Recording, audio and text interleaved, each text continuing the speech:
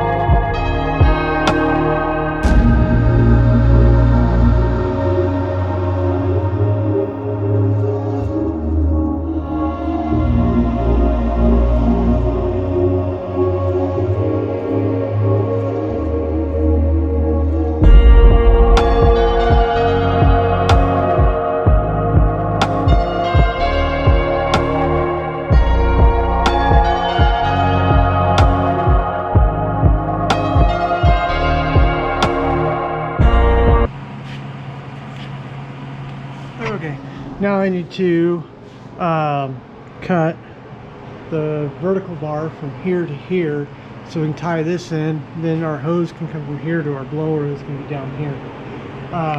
So I'm going to get those cut up, and then I'll bring you guys back when I get ready to put them all in. And I got to grind a couple welds, which, I mean, it's just grinding. But what I'm thinking about is I'm trying to get all the welding done, get everything mounted, and then I'll probably end up taking this home and then just spend a weekend grinding all the welds so we're ready for sheet metal. So we're getting there one step at a time. Let me cut up some metal and then I'll get back with you guys.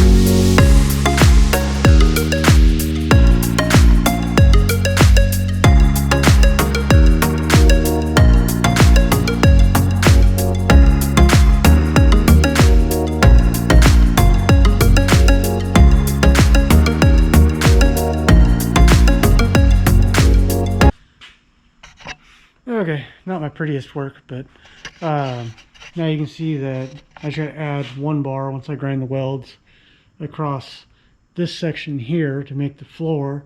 And then let's walk over here where I got the blower motor.